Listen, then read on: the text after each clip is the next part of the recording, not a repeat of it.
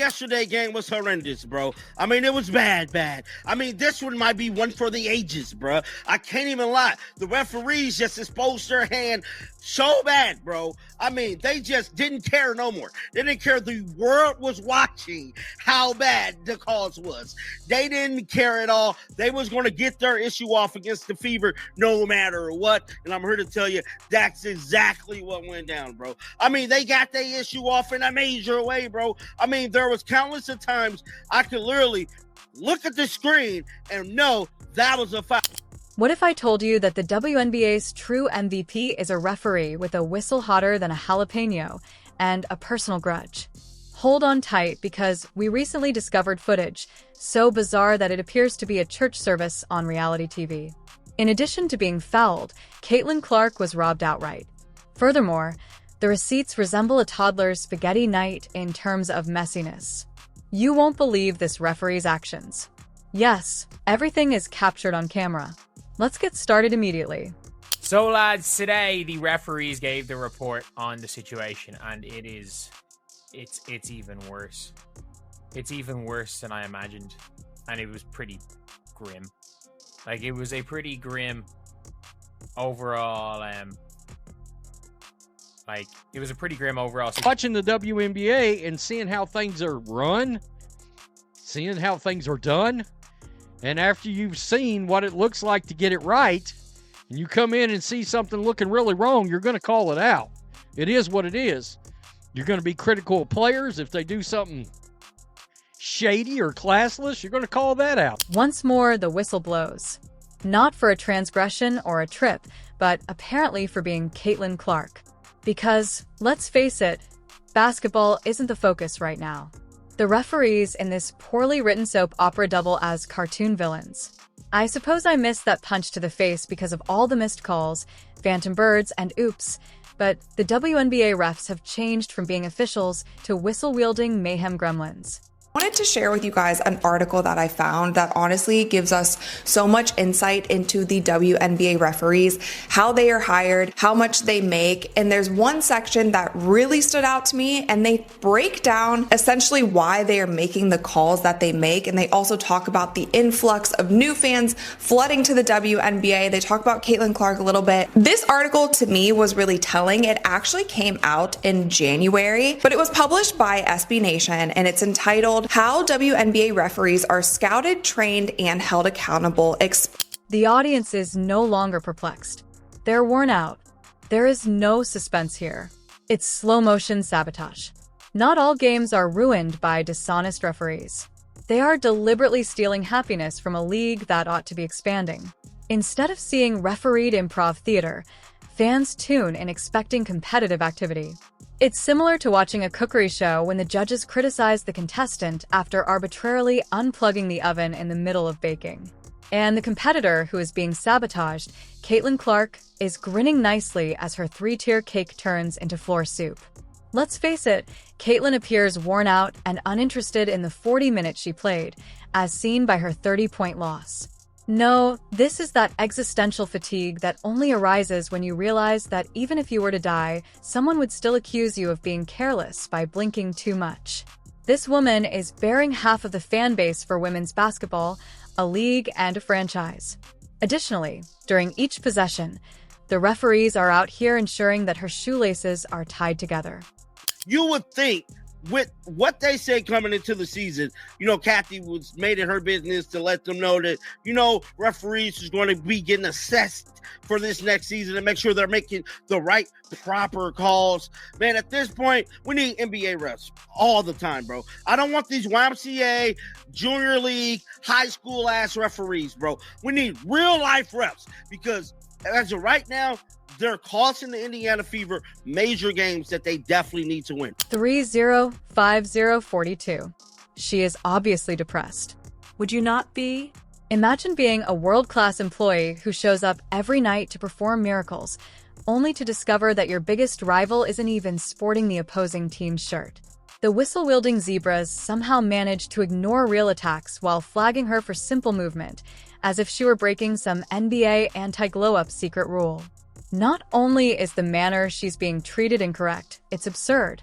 It is incorrect that Caitlyn unintentionally entered a realm devoid of rationality. Coach Stephanie White also gave it to science instead of simply losing her temper. She appeared to be trying out for a Whose Line Is It Anyway remake. However, each prompt was a response to yet another offensively poor call. The woman was acting as a human thermometer of injustice, pacing, screaming, and getting redder by the second. There was more actual presentation of what gaslighting looked like in real time and less coaching. The referees weren't even being impartial. They were simply acting as though it was jazz night at the officiating club, freestyling their own rules. You remember how last year started? You remember the lopsided officiating that we got last year? The All-Star break comes around, the Olympic break rolls around, and then what did we hear from Lynn Dunn? Lynn Dunn goes on the Dan Dockage show and she calls out the officiating. She calls out the referee. She calls out the WNBA. The lopsidedness that is being shown not in favor of the Indiana Fever. The clear biases when it comes to foul calls. The clear biases when it comes to not calling foul calls. Last year, it took us halfway. It cannot be expressed in any other way. Although all Caitlin Clark did was restore basketball's popularity, she is being regarded as though she committed a crime against the sport. The WNBA desired attention. Fantastic. Well done. You've got it. Now, the referees are freaking out under the pressure of real attention, straining into the sunlight like vampires in the sun. They were not prepared for supporters. Replays were unexpected. They also didn't anticipate that anyone would begin to inquire. In just 5 seconds, every poor call becomes a meme. Additionally, there are slow-motion analyses of every flop denial, and logic-bending whistle on Twitter. And it just keeps getting worse for some reason. Caitlyn takes a quick break. Bam. Make a whistle sound. A clean steal is what she crafts. Whoops. Transgression. Her breathing is very forceful in the key. Technical error. The opposing team is reenacting a UFC promo while receiving nothing but high fives. It seems as though the referees became confused and believed that the WNBA was a book of pick-your-own-adventure, where Caitlyn is always sent in detention regardless of which page you turn. It goes beyond poor decisions. It all comes down to psychological warfare. With the target on her back the size of Iowa, the girls in her debut year played with the poise of seasoned pros. A little bit holistically, I think Caitlin Clark is a really hard player to officiate, much like Diana Taurasi was throughout the course of her career, for a couple of reasons. Caitlin Clark regularly gets picked up in the full court. She also gets blitzed more over the course of her career than any player in WNBA history, or in that period of time. And she also creates some contact herself on the offensive end of the floor. She is very difficult to officiate because of all of the contact that's happening around her all of the time. That being said, I was in contact with a number of WNBA coaches yesterday about this topic of the officiating in the WNBA, and all of them said it needs... Someone is always there to physically push her back down when she stands up. In the meantime, Coach White's on-field exploits are starting to surpass the game's in legend status. She has essentially taken on the role of Reason's unofficial spokesperson. You could almost hear her inner monologue yelling, "Are you serious?" every 2 minutes as she protests so vehemently that it's a wonder she hasn't been mic'd up and given her own post-game therapy show. If Reason came with red-faced yelling and clipboard-flinging passion, can you hold her accountable? Anyone would lose it if they saw their favorite player get hacked like an Amazon password and go unnoticed. Rather than honoring her, however, we are analyzing slow-motion footage of her being caught off guard as the referees perform their best impression of a statue. It's unbelievable. For example, do we live in a parody universe where mediocrity is praised and talent is punished?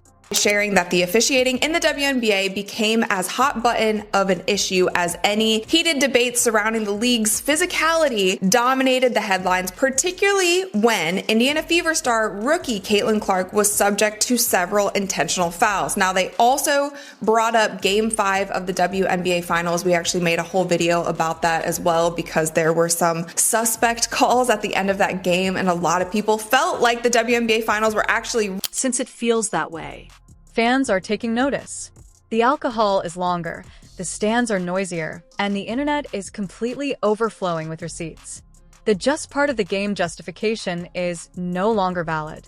If anything, it appears that a gang of inebriated interns who believe consistency is optional manipulated the game.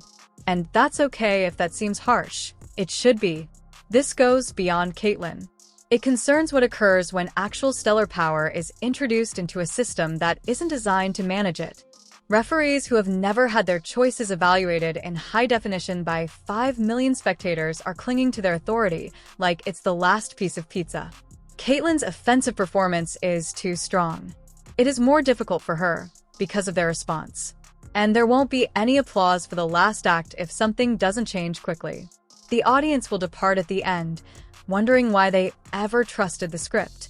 The officiating suddenly turned the circus dial all the way up just when you thought it could be any wilder. These referees weren't simply awful. They were at an Olympic level. For example, did you use a coloring book to borrow your rule book? Not good.